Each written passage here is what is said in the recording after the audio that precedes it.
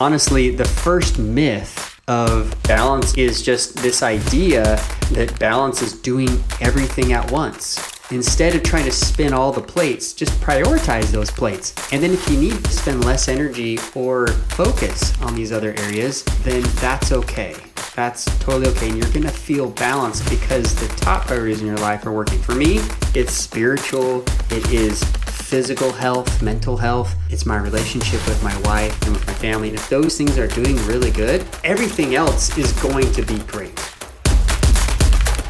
Welcome, Model FAs. I am super excited to have a special guest on today's show, as well as Patrick Brewer, who you all know very well, CEO of Model FA. As far as our guest is concerned, before I go about introducing him, we put out on our social media platform. So if you're not connected with us yet, please be sure to do so. And what I'll be doing for all of our guests moving forward is sharing with you who they are, what their area of expertise is, the topics that we're going to be discussing, so that any one of you can actually submit questions, thoughts, or topics in which you want us to discuss. And we'll give you a shout out, of course, go through that, and you'll be a part of our show from afar. So keep an eye out for those. And without further ado, I want to welcome Dr. Travis Parry, the author of the #1 best-selling book, Achieving Balance. He's earned several degrees in family and social science to better understand stress and goal achievement. Dr. Parry founded the Make Time Institute to help financial professionals specifically, as well as business owners, achieve work-life balance. More importantly, he is a homeschooling father of 6 incredible children and the husband to one amazing and talented wife of 18 years. Travis, welcome to the show. Hey, thanks. I appreciate it. Awesome. So one question that I do have to kick things off. So as a coach myself for our company and working with advisors, the excuse that I hear a lot of times, is I'm too busy. And there's certain people that are open to feedback. There are certain people who truly think that there's no more time, in their day. And, being someone who's busy myself, as I'm sure you are, as I know Pat is, it can be frustrating, right? Being on my side of the table and on your side of the table, trying to help someone through what I think are limiting beliefs.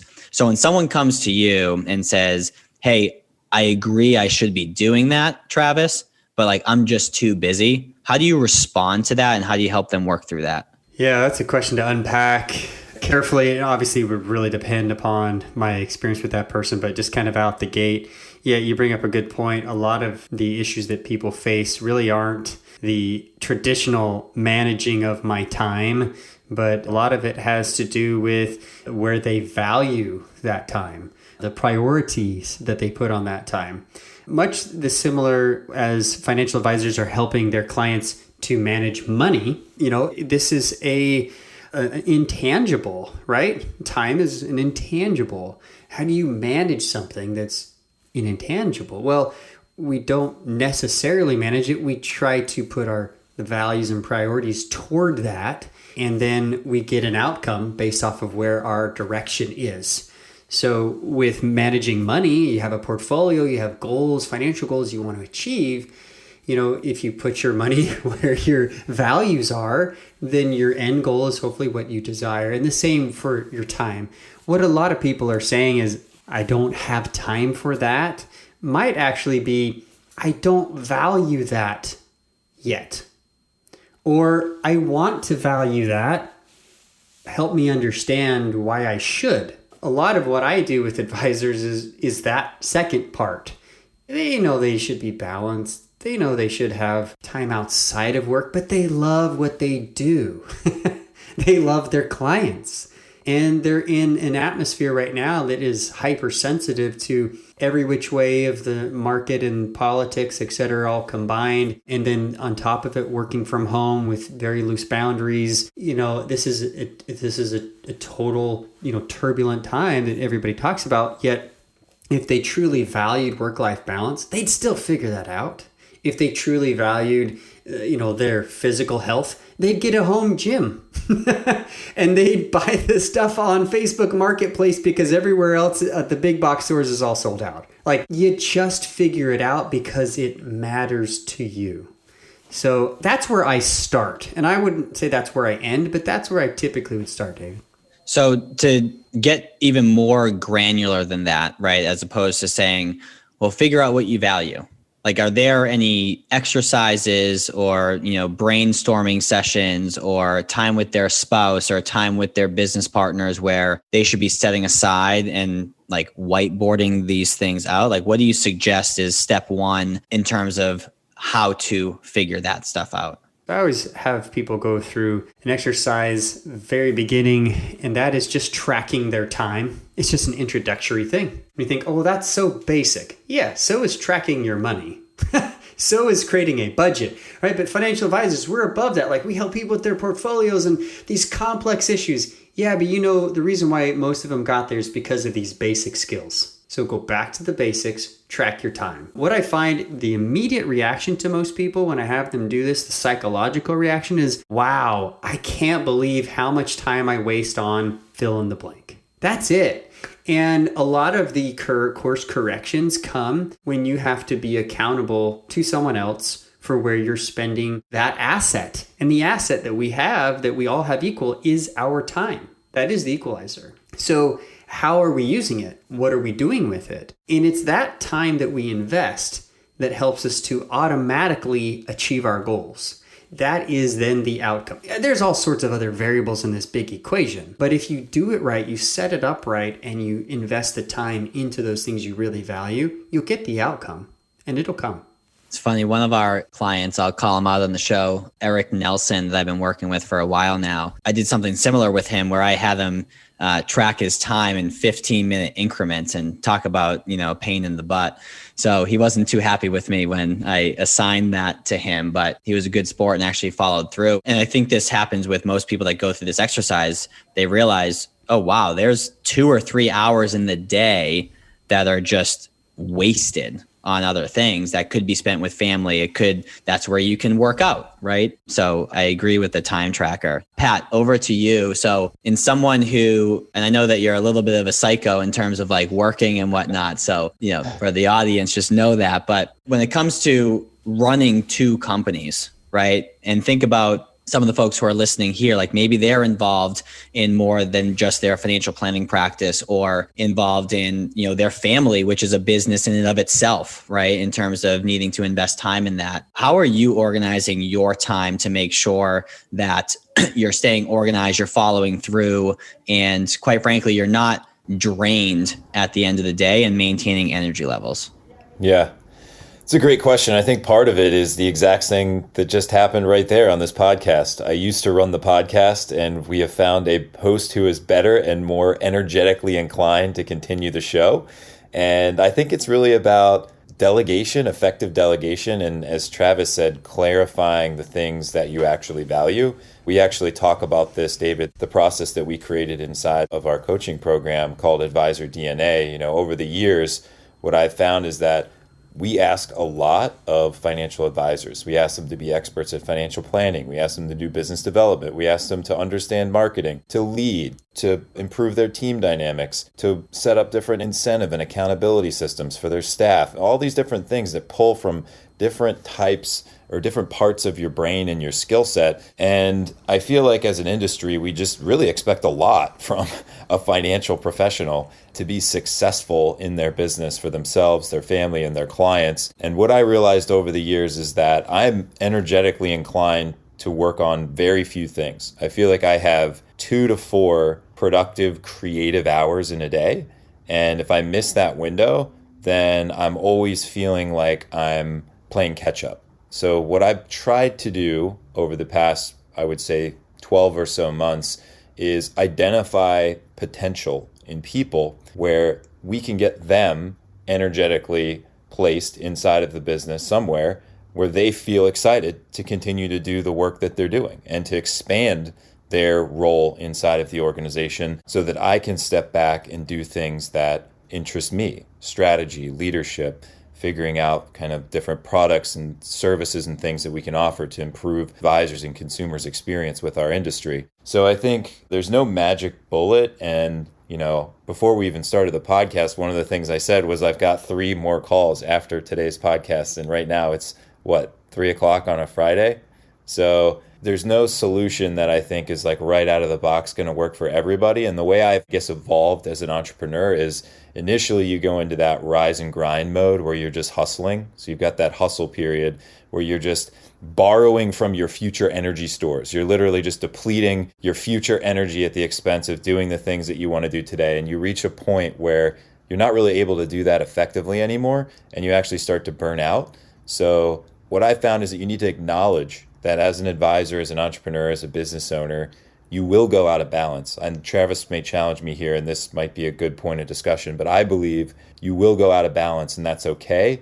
But you need to make sure that you have a system and a process and some form of values alignment so that you will pull yourself back into equilibrium intentionally at some point. But I feel like there's certain things in the business that do require a significant amount of creative energy and time and intention, and it will pull you away from just having that, 4 hours a day, life on the beach, kick up your feet, run the $100 million practice. Now, you can get there, but I feel like most advisors want more once they've reached that point. And I feel like if they stop evolving and they just kick their feet up, they get bored. So I think the key is that you need to recognize that you can go out of balance and that's okay, but you need some type of system to pull you back into alignment. And Travis, I would be curious to hear your thoughts on that as far as kind of like what is balance? Like how do we think about these things? And like, am I crazy with the way that I've kind of come to this realization? Or would you say I'm in somewhat of the same camp as you as it relates to this stuff? Yeah, really well spoken.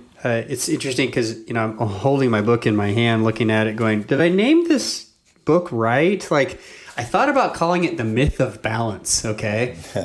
Because I think the 1980s version of balance is not what we're dealing with today, right? That is the old notion of somehow being able to have perfect time allotment for each area of our life and yada, yada. So, and I get you on the cover of the book, I've got, this back and forth between work and life with this equilibrium being the time and a clock that is the fulcrum. And I think it's not in balance. It's out of balance. Because the old notion of being somehow perfect in every area is not accomplishable. And there is this, what I call the workaholic trap. Just like you said, it's the beginning. As an advisor, you're in this hustle mode. And the more you hustle, the more you develop those skills to be really, busy. You work nights, you work weekends, you work all weekend, and there's no break, and your family doesn't see you, but the firm says if you just do this for 5 years, in 5 years you'll be okay, and you'll have this income that lasts forever, and it'll quadruple every year. And so I think advisors get stuck in that mentality, if I can just do this for 5 years. Well, I was in my 4th year in a firm. I started at Northwestern. I interviewed a veteran financial advisor who was still in the hustle. And I said, that is not for me. This is not what I want. This is a farce. This is not what's going to happen. I think it's because we develop those skills early on. We stick with it. And then we fill our time instead of trying to build the business. It's, well, now I've got to manage my clients, and I've got to do more marketing in the community, and I've got to do more nonprofit, and I've got to be on the board. And you know what I mean? We start to fill our time with those things. We justify it all along the way instead of saying, nope, from the very beginning, I'm not going to build my practice. As an advisor, I made that choice. And it came after my father passed away very suddenly. He was 49. I was 26. And I was like, man, if I only live till 50, what am I doing with my time? If time is my only asset. And I decided, nope, not working nights. I'm not working most Fridays. This is an exception with us. You called this out, Patrick. Friday is an exception. But I was also up at 5:40 this morning. I was up at 5 o'clock on Fox News this morning for an interview. So, sometimes just you make showing those off exceptions. over here with your Fox Not News. at all. Not at all. It's a local Fox News. This is not national Fox News money or anything, so don't be searching. But, sometimes we make an exception for things, and that's the balance, Patrick. That's exactly what the balance is. It's going back and forth. It's fluctuating. But to believe that we're somehow trying to create this middle equilibrium forever, I think that is where the old notion of balance goes out the window.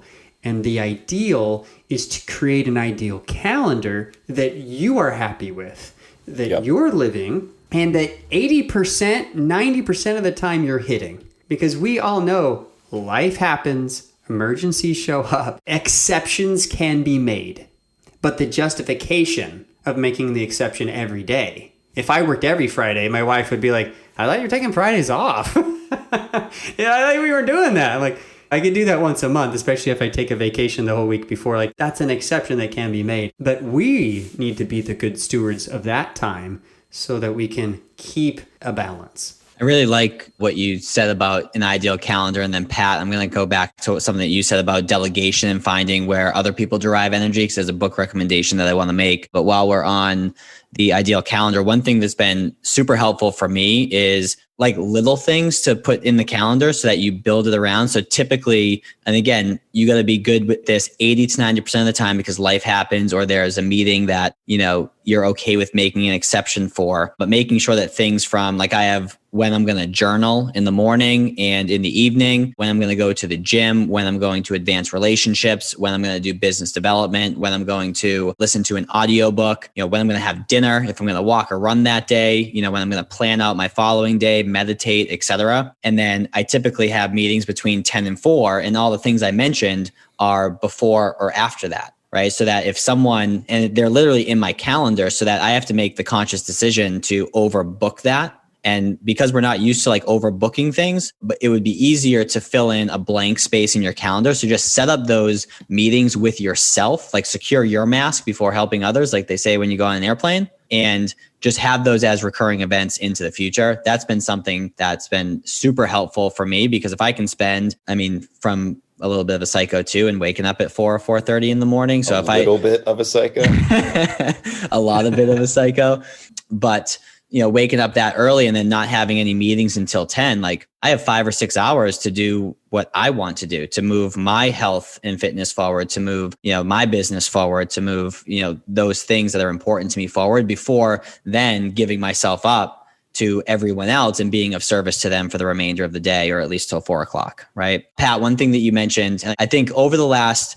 like 12 to 18 months, you've really elevated this skill set, which is empowering other people in our company to go and do things that they're special at and relinquishing control. And this is going to lead into one of the questions that we received. But one book recommendation for folks who are struggling either with capacity or feeling drained and not, having as much energy is by Dan Sullivan, called Who, Not How. It's an amazing, amazing book. So feel free to go check that out. And then in terms of one of the questions that was submitted by Andrew Rose, Andrew, thanks so much for, taking the time to submit this question. So Andrew's question is, how does a control freak learn to delegate more tasks and let the reins go, yet not lay awake at night worrying about the tasks and their accurate completions?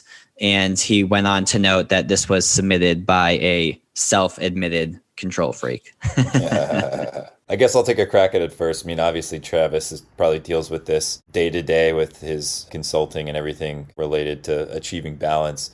I would say for me specifically, I started out as probably a little bit more of a control freak, and over time, I think it was just a process of realizing that there are so many things that are outside of my control, and if I want to actually build anything of significance, the only way I can do that is to relinquish control in almost all areas. And then it started to dawn on me that I wasn't really good at that many things. It was like a 12 out of 10 on maybe like 3 or 4 things. And when I started my business, I felt like I was at least a 10 out of 10 on probably like most things. I was like, in operations, I'm at least a 9. And then I brought on, our COO, and I'm like, I'm like definitely a 3 now in operations. Like, you start to see people's ability to execute, their ability to organize systems and processes. And one of the things that really helped me, I know that there's zillions of personality tests out there, and you can look at StrengthsFinder, you can look at Enneagram, you can look at the predictive index. The one that I really like, and it's probably, I would say it's one of the more commonly used one, is Myers-Briggs. And the reason why I like the Myers-Briggs test, and I'm sure there's more that are like this one just intuitively works well for me, is it looks at how people derive energy from their environment. Like, what do they actually like to do? Not what are they good at, but what do they feel natural at doing? And once I realized that about myself, and I could start to recognize that quickly in others, I could start to place people in positions inside of the company that allowed not only me to achieve a degree of leverage, but also for the company, our clients, our advisors, everyone who is working inside of the enterprise immediately just leveled up, and people became a lot more excited about what they do. So I think the key to relinquishing control is understanding that regardless of how much you want to control the process, you'll never really be able to control everything. And you'll never be able to move beyond that. So if your goal is to build, and it could be a defense mechanism too, in my mind. If you want to control everything, you might just be scared about clients firing you or something like that, right? If you were to bring somebody else on and then let's say the work product slipped slightly, maybe the real fear isn't that you don't have control, it's that you could be fired by a client or, some other thing could happen. So I think it starts with a level of introspection around like, what is the real fear that is driving you to have to control everything? And then exploring that and seeing what the unmet need is there and seeing if you can close the gap so that the control can become less of a driver. But I've definitely struggled with it. I think we all do as business owners and entrepreneurs, as financial advisors. But I will kick it over to Travis. What are your thoughts on that as far as kind of, control and how to get out of your own way with running your business, managing your clients, and all the stuff we have to do as financial advisors? I just reply with the question, Patrick, are you a psychologist? I mean, is this something that you, you nailed it. I'll add a few things here. That is, most people, if we look at human motivation, we've all heard of Maslow and the hierarchy of needs. Okay. Well, take that basic understanding of what motivates us, and really at the bottom, it is the fear of losing our life, right? It is motivated by fear, and fear is a base motivator. It does keep us from doing dumb things and from calculating risk and staying alive and surviving as a species, right? Moving beyond that is relationships and how we interact with other people. And then, what Maslow theorized in 1950s, 40s is this self-actualization. Now, I'm going to get back to this later, but in the basic underlying psychological levels, we really a lot of times are motivated by fear. So if there's a fear factor in trying to control something, it's typically a fear of loss of something, lose of something, which is typically a fear of failure, or it could be a fear of success. A fear of success is a little bit different, but it kind of is built on the same fear tree. And the fear of success says, well, if I do become successful, if I get there, what will people think of me? Will they think of me differently? Will there be greater problems? Advisors see this when they're dealing with people with large assets and they're trying to avoid either losing it and they're attached to it, so they're worried about it, or they're worried about other complications when it becomes too big, tax consequences and other things. But they also can see this with young clients who don't know what happens. They don't see that future. And so they may have a fear of failure because they entered the market at the wrong time and tried to time it when they were day trading and they lost a bunch of money. Okay. So that control can come from a base of fear, but it kind of depends on what fear. Now, how do we fix this? I'm going to piggyback on what you said, Patrick, and kind of go a little bit deeper. I call this your sweet spot. When you identify what your sweet spot is, sports fans out there, I played t-ball as a kid, hitting that, that metal bat with that ball in the wrong spot, just I can still feel the ringing in my hands. Maybe a little PTSD, right? It's cold outside in the Northeast, just bam. Yeah. Well, I grew up in Southern California. It was never cold. But anyway, don't complain to Patrick. me. Sorry. I'm not complaining. I'm just saying, I remember that ringing, and it hurts. But when you hit your sweet spot and you get right there in the bat, you'd barely swing, and you knocked it out of the park. And that's exactly what I try to help advisors do, is figure out what is your sweet spot. What are those 3 to 5 activities that if you could just do this every day, all week, you would be in heaven and, you'd be profitable. We're not talking about being lazy. We're talking about being profitable and doing this. When I can get to that formula with them, ultimate clarity shows up. Yep. And then we can have a plan on this is now what we need to delegate. And we prioritize that plan so that eventually they can move from 75 hours of working a week to manageable 30 to 45. And that has been a huge difference. But you have to identify that fear first and know what is it that is making you automate, delegate, or delete. Because some things you got to just let go.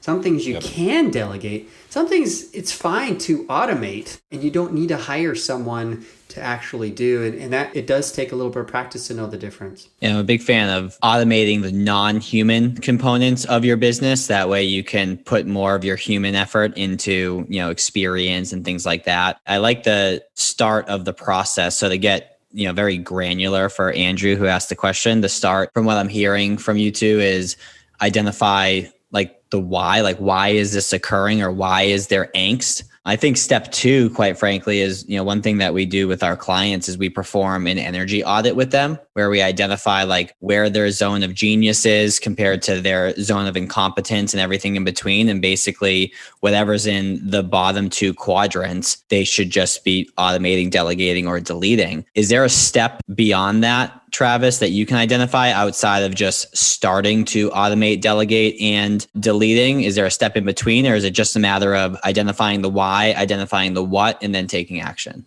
I believe you hit pretty much everything that I would hit on, but I would go maybe add something in between. And that is when we identify what our values are, really what our why is, then we can create action, which becomes goals. I think so many people go straight to, I'm going to accomplish something. I'm going to do this. I'm going to check these boxes. If it's X amount of premium, I just want to get a 40 million, assets under management. Okay. But what is the reason behind that? The why. So, but really understand the values. What is it that you're going to become? Mm-hmm. What will this action, this accomplishment, or the vision or the action towards this accomplishment, what will that help you become? What kind of person? Really, at the end of the day, the problem with work-life balance is it's not just work and life. It is 10 areas of life, or maybe more, but that's what I've identified, 10 areas of life. And that makes up who we are. But we're the same person, maybe have different goals for each area and different priorities. And so that's the next step for me is goals or values, goals, and then create a prioritization exercise to decide these are my top priorities in life. And if everything hit the fan, I really just got to make sure I do these top things and do them well, and I can still feel balanced. In 2020, I think this is where a lot of things hit the fan, didn't they? And when they did, I found those people who were proactive and knew what their priorities were, they were actually more successful than in 2019. The ones that were struggling and who came to me for advice and coaching, etc., when we identified that, they were able to really make, lemonade out of lemons, or whatever, analogy you want to take with it here, because their clarity, it was real, and they knew why they were working. So I know we talked about the why and the what, but there's some layers here. And honestly, the first myth of balance, if I was to call this book The Myth of Balance, there's really 3 myths. That's why. The first myth is just this idea that balance is doing everything at once. Instead of trying to spin all the plates, just prioritize those plates. And then if you need to spend less energy or focus on these other areas, then that's okay. That's totally okay. And you're going to feel balanced because the top priorities in your life are working. For me, it's spiritual. It is physical health, mental health. It's my relationship with my wife, and with my family. And if those things are doing really good, man, everything else is going to be great, even if it's not. Does that make sense? Yeah. Hey, Model FAs. I know you're enjoying this conversation, but I wanted to take a quick break to talk to you about the Model FA Accelerator. This is a unique collaboration between us and you, where we help you build a financial advising practice that you can be proud of. We focus on the foundational concepts around how to pick a niche or a specialization, how to price your services, how to construct an offer that people are going to buy, and then how to market it and sell it in a way that'll get people to sign on the dotted line and become clients of your firm, all while giving you the information to scale and set up workflows and operational processes that will allow you to reclaim your time and build a practice that doesn't run you. So if you'd like to hear more about that, go to www.modelfa.com/accelerator or www.modelfa.com. Hover over, work with us, and click on Accelerator. Hope to see you in the program. I really like how you're attaching basically the future version of themselves and the vision of what that looks like to everything that we just said. There's a quote that I wrote down from a book that I read the other day, which is pre-play the future rather than replaying the past. And I think oftentimes people will, feel stuck because they're fearful of, well, last time I tried to delegate, right, this happened, right? Well, it's just start to envision and put out to the universe of what it could look like. So I'm glad that you brought up the vision piece of that. Yeah.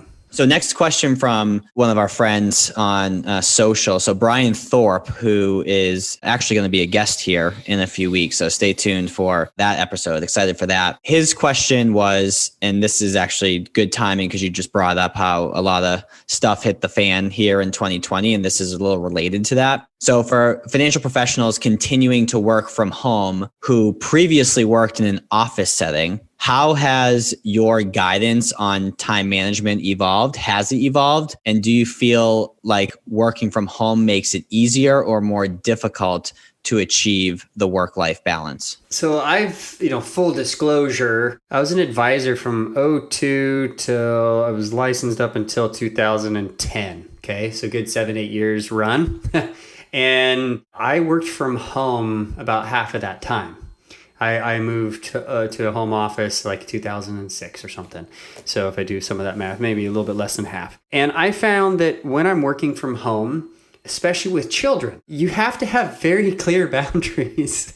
If you do not, I can get distracted. Because again, my priorities are time with my family, enjoying to do stuff with them. And so it's easier for me to justify. So back in the day, my wife would even go as far to put a sign on the door that said, "Dad's at work."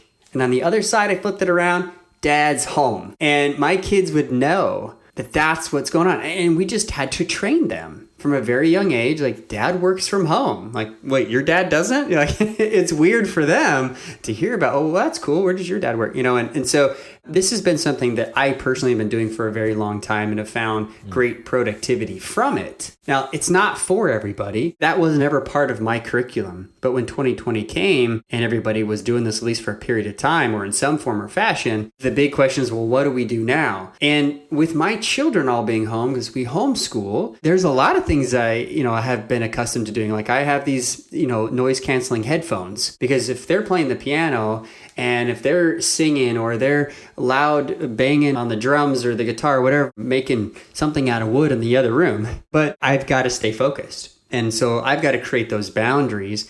And so some of it is training them. I wear a work shirt every day, and that's just my preference, so that my 4-year-old, when I come out of the office, she looks up at me and says, "Okay, Dad, you're at work."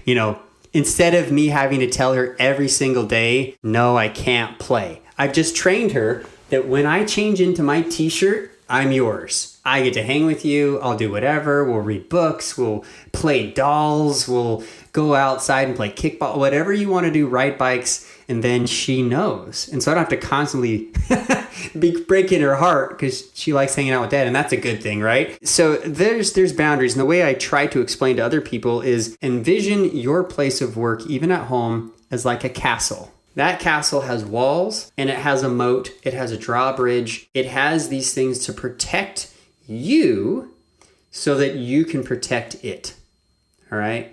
And any outside influence, whether you're working at home or you're in the office. Sometimes it was easier at the office to walk down the hall and have conversations with Jim and Joe or whoever and get totally sidetracked when I didn't have the time to do that. And I was pulling away from their time because I was doing an avoidance activity instead of doing the things I should be doing so I could go home, right? We all struggle with that in some form or fashion. So the best thing that I could say as advice is to build that fortification, decide what works for you, decide what works for your family, decide what works for your employees, wherever you're working, home or at an office or on the road, anywhere in between, so that you can have that structure and then be okay with, changing that up a little bit. Be okay with, have some flexibility, but try it. Give it a good college try for, a good quarter and see how it works for you and switch it up. For me, I've got 4 walls. I've got a door. There's no lock on the door. People can come in. But I've trained my family that, the door is open. They can come in and give me a hug. We can chat. If the door is closed, it's a closed door policy. Don't bug me unless the house is burning down. Like, those things are really important that you explain to your employees. So they're not knocking on your door and, bugging you all the time, or virtually, email, text, phone. Like, what are the company's policies? What are your policies? Make them very well known so that you're protecting your fortress. So boundaries, expectations, communication, and I'll call different ways in which, like, for example, when I journal in the morning and in the evening, that's an easy thing to just forget. If you wake up and you use the restroom, then you go out and do whatever your morning routine is. So like, I'll leave my journal in front of my bedroom door. So I have to knock it over when I open it, and I'll leave it on my bed, for when I get into bed. And those are like my triggers. So leaving those triggers around the house, whether it be the sign, the shirt, all those different things. So boundaries, expectation, communication, and certain triggers. Yeah. Mm-hmm. Very well said. So one of our own, Natalia, on our team, who, just side shout out to Natalia. She's freaking awesome. She's such a pleasure to work with. So Natalia, thank you for all that you do. And in terms of your, more so a statement that you want us to riff on, so she tends to take more of a contrarian position on time management. She believes that time is time, right? We all get the same 24 hours, and no matter how much you manage it, you don't necessarily get any more. But what you can ultimately manage, in her belief, is your focus and your energy. So her preference is to do everything that she can to get her focus and her energy right. And she just wrote, she'd be curious to know how Dr. Travis Parry would respond to her thought process. I think it's interesting because Patrick brought this up earlier, and I think I even mentioned it too. It's, the energy is important, right? One of you mentioned the energy of where people fit in the company. Yep. But anyway, I think we've been talking about this idea. Energy is important, but time is still this asset that we need to have a map for. So for example, if there is no ideal calendar, if everything is so fluid and flexible that you're just flying by the seat of your pants, good luck, right?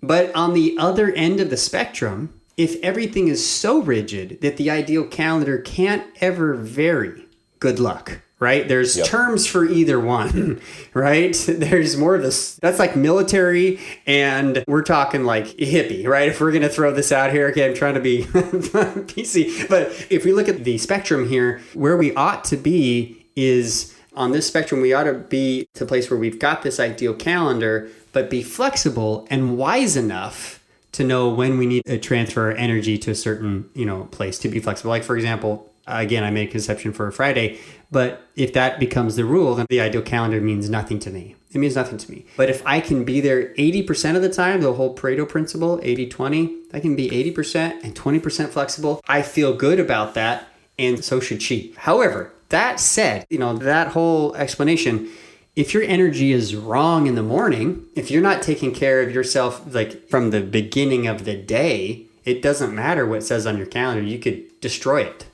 And so I understand what she's saying. I don't see it as either or.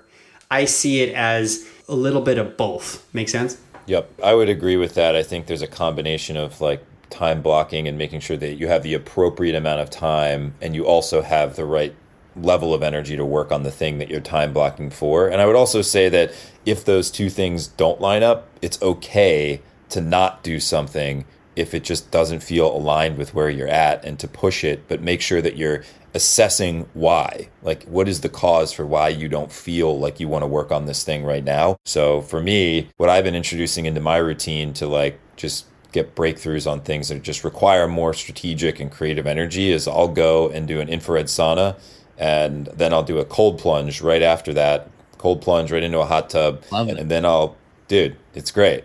And for 2 to 3 hours after that, my level of mental clarity, and then I'll walk back to the house because I just want that to set in. And then from there, I'll do the hardest thing that I need to work on for the next 2 hours. And there's no cell phones, there's no meetings, there's no interruptions. Is that why you're not responding to me, Pat? Yeah, I respond very infrequently to... You just silenced David DeSell. Well, most people will pick up their phone in the middle of the day when they don't have a call scheduled, and they'll answer that, and there's just asynchronous communication from everywhere. I think you need to really tune that stuff out over time, unless your role is such that you're, David, right, the podcast, advancing relationships, all this stuff that's required to make a business run and grow. But if you need to solve a really hard problem related to the team or strategically within the business or create a new product, like you can't be communicating with people and being interrupted. You need stretches of time that are uninterrupted. So I think that's what Travis was saying with this idea of making sure that your time is also accounted for appropriately while considering your energy. Both of these things are very, very important, because I've definitely gone through stretches where I'll block the time and I'll show up and get nothing done. So It's more about the post-mortem on that and figuring out why that is and how to fix it. So, and I don't know if advisors do a whole lot of that right now. You know, I feel like as advisors, we get pulled into the day-to-day, and since our responsibilities are so diverse, it's easy to get stuck in that momentum trend of like, this is just what I do, and this is just the way that it needs to work. So I think, Travis, what you're kind of advocating for here a little bit is like taking a step back and saying like, what is actually valuable to you as a person? Who are you? What are you trying to accomplish? Let's look at everything that's going on and figure out the things that we can cut and some of the things that maybe we double down on. Yeah, and if I can piggyback on that, Patrick, as you were talking and you were mentioning some of those things, I was thinking back to the ideal calendar. How I set the ideal calendar and how I suggest advisors set it is based off of what they feel is best for that time. So, for example, Mondays for me is more of an operations day. I meet with all of my staff. I do all of my own training. I get geared up for the week. It's my ops day. The majority of it. I do some marketing at the end of the day, in the afternoon. And then Tuesday and Thursdays are more my coaching day and some marketing. And then Wednesdays is mainly marketing. So I like to have a theme for each day. And then I can show up mentally, and my energy for that day is Monday, I'm in a collared shirt and jeans, and I am just meeting with people, right? Tuesday, Wednesday, Thursday, I'm in my dress shirt and I've got a different energy, same place, same office, but different mental energy to prepare me for what I'm doing in those days. And then Fridays, again, this is typically writing books, being, doing media related type of videos and things for content.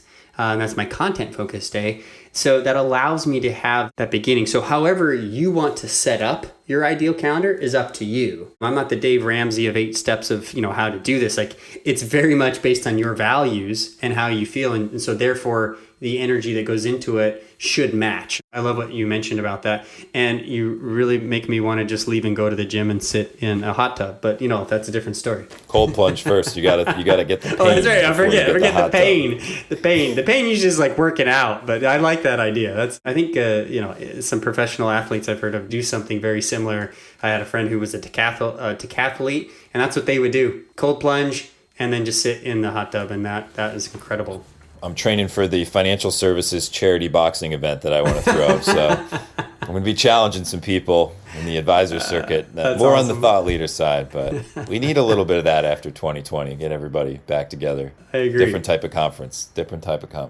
That's awesome. One thing to piggyback off the whole idea of an ideal calendar, and then I do want to transition over, Travis, to your favorite book that you had told me about when we had chatted. I think planning out your week is fine. So if planning out your year is 30,000 feet, right? And planning out your quarter is 20,000 feet and month is 10,000 feet, week is 5,000 feet. I do think it's incredibly important to plan the night before for what you set out to do. And so, Pat, when you had said something to the effect of, hey, there's certainly been times where like I've blocked off time and just not done what I had set out to do. It's when, at least when that's happened to me, I'm willing to bet for you, it's when you didn't have a plan. So if you have like business development in your calendar, like I do in the morning, and it's just business development, it's like, what does that mean when you wake up? So what I do, and for those of you who are just listening in and not watching the video, like I have a notebook where I'll just take chicken scratch on like what I'm setting out to do on a daily basis, specifically around, okay, with business development, who am I reaching out to, right? And identifying the company or the name. When it comes down to working out, like what am I doing for the workout? I've eliminated the need to think about what I'm going to eat because I just eat the same thing every day, except for weekends. So just planning out like what book are you going to listen to? What content are you going to consume? And then you wake up and you just do those things as opposed to having to spend time during that hour block thinking about what you're going to do during that, what's now a 45-minute block, right? Yeah. And losing out on that precious time, whereas it takes 10, maybe 15 minutes in the evening to actually plan that stuff out. Yeah, and I'll say just a plug for one of the consultants that we've worked with. Similar vein to Travis, but way different. He's more on the productivity side. It's more about project planning, being more productive with your time, which is, I think, different than time management and energy management. Like, well, I started with productivity and I got really, really productive, but I was a total workaholic. Like the productivity just skyrocketed me to the point where like workaholism was like just right there. But if you are a healthy individual and you have worked some of the things out that Travis helps people with, and then you layer on top a system for productivity, project planning, like David was saying, making sure that your list is actionable and it's not just like do new website's going to be on the calendar for like 9 years, right? But reach out to 3 agencies and vet out options for website, start search on Google. Maybe that gets done, right? At least the first step of that project can get done. So I think that's what you're saying, David, just being more intentional about like next level actions and not just like broad categorizations for a project. Yeah, and good points about planning the day before. There's 2 things I'll mention. I know you want to move to the next part of this, David, but first thing, and you brought it up, Patrick, is that I actually started in the productivity space trying to figure out time management. And as I was training people in productivity, it was the tendency for workaholics to say, thank you, Travis, for teaching me all these principles. These are excellent. Now I can work just as much time. I can still be in the office 80 hours a week, and now I'm making more money, right? The reality is that that's actually not true because we do wane in our energy. We do peak at certain points of the day, and it's just now sitting in front of a screen absorbing and not actually being productive and neglecting those other aspects of your relationship, and hence the idea about balance. So productivity is essential because you can have an ideal calendar and work 30 hours less, but if you're not more productive, you'll lose money, right? Because you were used to doing all these other activities. So that's a big part of it. It's probably, the middle portion. However, I call this the productivity or the myth of productivity. And that is exactly as you mentioned, you could become a workaholic. And really what you become is a very productive workaholic. Yep. So thank you, world of productivity. I like to make all the mistakes. Dude, you nailed it. So when you say, are you a psychologist? No, I just make every mistake and then I try and internalize them. Some I make more than once. I forgot to plug our productivity consultant who, like I said, is awesome if you're a well-adjusted human. His name's Chris Belfi. So Chris Belfi at Max Potential does wonders for people on the productivity side. But Travis, finish your thought there. So here's the layer that I figured out because I made very much the same mistake. With good intentions, trying to have balance, became a productive workaholic and realized that my relationships were on the line. And it was that whole... My father passed away at 49. I was 26 trying to figure out what to do next. That's why I did the degree in psychology and got the Ph.D. to test what I learned. And back to Maslow. Remember I talked about Maslow and the hierarchy of needs. Well, in 2010, a paper was published. It happened to be my last course in my psychology class and my last class in the degree. And I found it like the night before. It was one of these like just out of God sent right to me going, wow, this is exactly what I needed. It was a study re-looking at Maslow's theory. And these were evolutionary psychologists, clinical psychologists. These were not family professionals. They found that Maslow, although somewhat correct in his hierarchy, focus on self. If you reach your potential and your goals, that was the highest motivator in life. Well, they questioned his theory and found that it is not the focus on self. It wasn't necessarily that. It was actually the highest motivator in life is being a parent and having and keeping a spouse. Let that sink in for a second.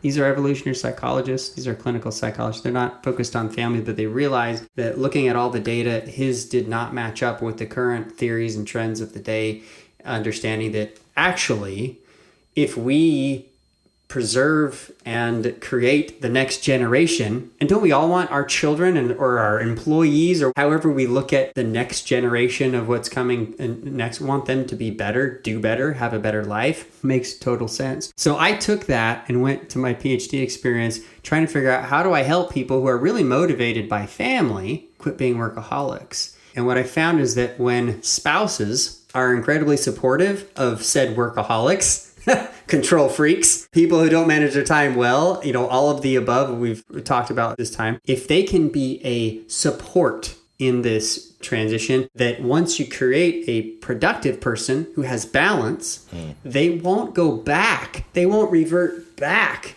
to the mistakes that they've made in the past if those two can work together and move forward. And that's really the end of my book, Achieving Balance, is that whole idea that if we just try to do this on our own through personal development alone, it's a good start, but it's not the end all be all, as Shakespeare said. It's really just a really good start. But we need to involve our family. We need to involve our spouse. We need to involve business partners. We need to involve each other so that we can keep accountability and not revert back to old ways. I think that is very well said. Love it. So transitioning over to your favorite book. So for everyone listening, what we're going to be doing moving forward is we have some badass guests lined up, including Travis, who we're talking to today. And I don't know about you, but I'm very curious to see what books people have consumed that have made the biggest impact on their life, because I want to consume those same books, because if it had a big impact on them, then it's certainly going to have, or most likely will have an impact, on me. And I want to promote learning outside of our industry. So I find a lot of times advisors consume industry related knowledge. And this is my effort to hopefully get you to think outside the box and outside the industry and try and pick up principles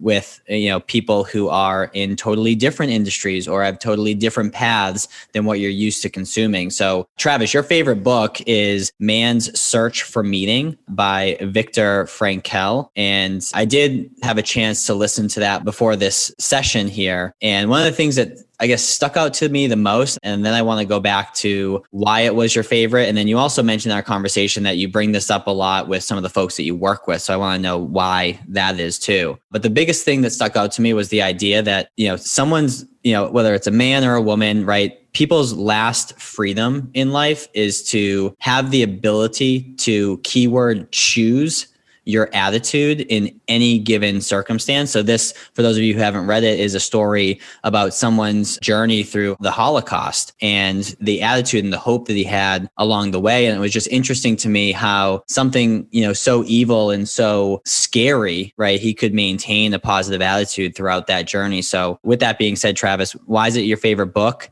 And, when you're bringing it up with clients, like what happens in those conversations to where you're like, hey, you should read this, or hey, remember this? Yeah, I appreciate that. And Viktor Frankl became a psychiatrist and a very, world-renowned because of his work here, and it really propelled him forward. And I won't, spoiler alert, something that I'll mention. I'm not going to give everything away, but I'll mention one of the big reasons why it's one of my favorite books. I have lots of favorites. So when you asked that question, I was like, oh man, I got to put something. Like, he didn't give me top 3. He's like, what's your favorite? I'm like, okay, this is the one that I use a lot for, and for this context, this is really good. I mean, because really it's scriptures I've poured over this, my own book, for the last 15 years, writing it in my mind all the time. So it's my favorite and my worst favorite at the same time. But this book by Viktor Frankl really gets to the heart of what motivation truly is. What do people live for? And I know there's books about there like What's Your Why and all of those things.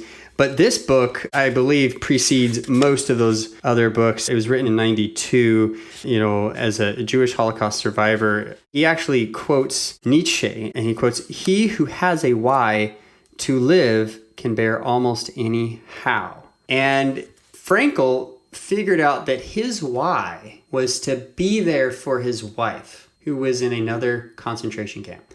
If he didn't show up for her, if he didn't survive, then he was a failure. He wanted to be there for her. I'm not going to give the spoiler, so, a little bit of a spoiler alert, but not completely. His why was to actually live out his life and his motivation, his will to live, what kept him going, and his defense mechanisms, his reactions, and everything were a product of that survival through the experience, so that he could be there for her when she was freed. And he was freed, he was lived to tell the tale and everything else of what happened, and used this to help hundreds of clients of his the rest of his professional life. But I think there's deeper meaning, and why this is actually required reading for most of my clients is at the very beginnings, to really understand what are our values, what is our motivation, what is our direction.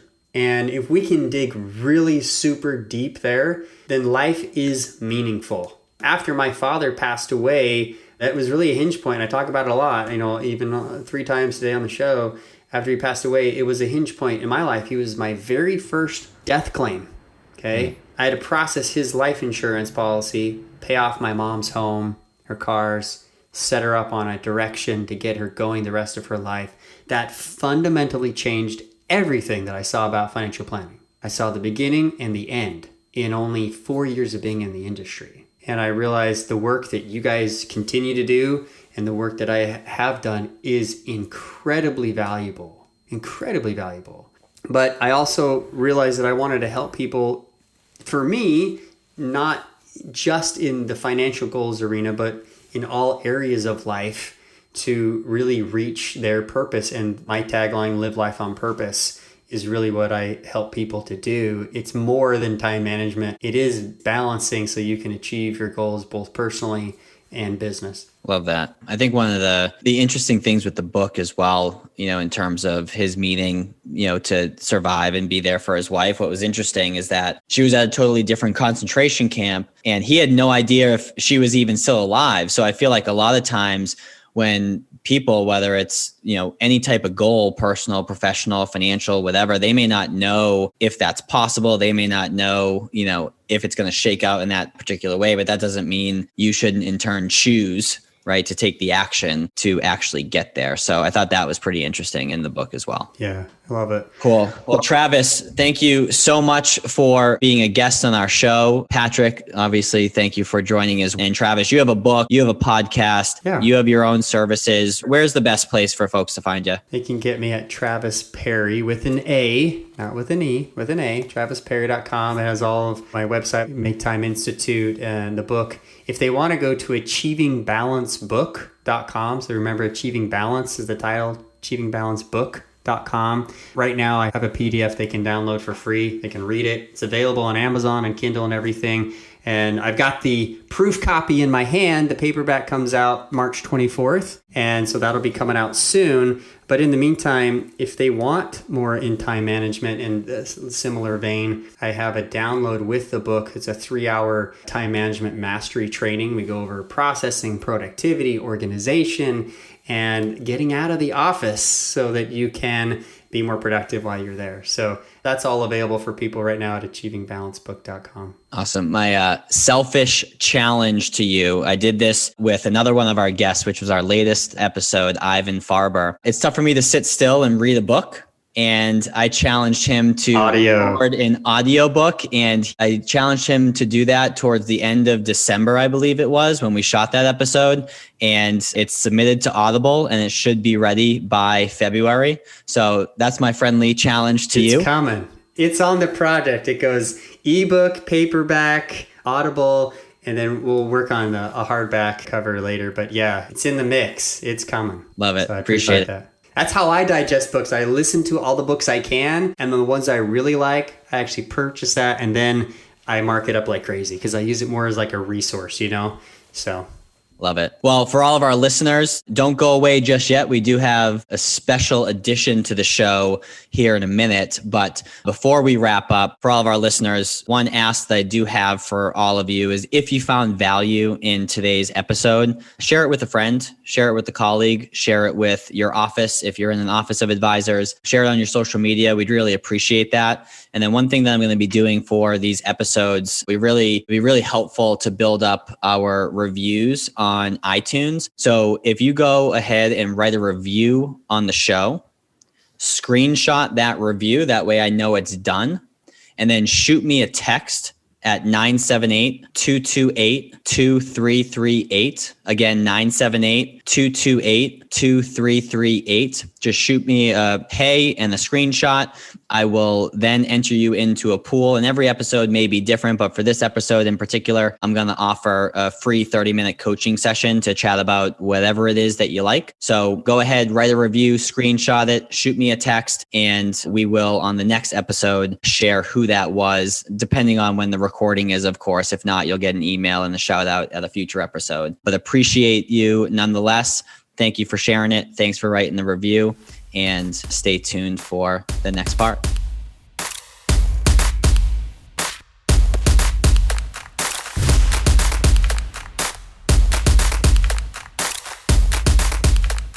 That was awesome. Thanks, man. I really appreciate that. Well, thank you. You guys are great. I was just thinking what we ought to do for this next episode is just sit in a sauna someplace and put the microphone up and cold plunge it. Just relax. Yeah. Oh yeah, no, we can cold plunge it first. We could. we should just do the ice bucket challenge after each episode. I'm not on that. Travis, you're a speaker, and one thing that I am going to want to do at some point, in the coming weeks or whenever we have time, is hop on another call and just figure out from a strategic standpoint, obviously serving similar audiences, how do we continue to elevate each other and, cross-pollinate the things that we're doing. And I'm most intrigued about your speaking career. We're ramping up our speaking as well, so there could be some cross introductions that are done at that point. But I've had some funny instances as it relates to speaking. So I am curious to know what's probably the most embarrassing thing that has happened to you in your speaking career that you're usually uncomfortable sharing, but you're going to be so kind as to share that with us today. I'm going to have to, I think a lot out loud. I'm thinking of, okay, I'll tell you, my very first time ever speaking to a group was actually to a bunch of business owners, and there were some financial advisors at like a Kiwanis club. Okay, right? Everybody says get started, cut your teeth someplace. And so I was speaking for free at Kiwanis and Lions clubs and etc. And I must have been so boring that there was a guy who literally fell asleep while I was speaking, and I was probably 10 feet away from him. He literally just fell asleep on me. I felt like mortified. Like, you try to do everything you can, like entertain people, tell a good story, but he was probably just tired. He was probably just, had a rough day or whatever, but I took that really personal. Like, I'll never have somebody fall asleep in anything else I do, long live, But I know that as speakers, like, you do the best you can. You're not going to connect with every single person in the audience. Yeah. If you can connect with, the majority, you win the crowd, right? But if I've decided to take that as a learning opportunity, and as I've taken several speaking courses, one tip that I really like is as I walk into the room now, if I'm up on a pedestal or I'm doing something, like I'm waving hi to somebody, or I'll go up and shake somebody's hand before, I'll learn their names so that I can reference them as I'm speaking, or I can just talk to that person that's engaged. Yeah. Because if I can focus there and I can focus my energy, I don't get all embarrassed about it and worried if some dude just in the corner taking a nap just rolls off my back now. David, do you remember when we were down in Florida and we gave that event and I introduced one of the speakers by name? Okay, sorry. I laughed too loud. Finish what you were saying.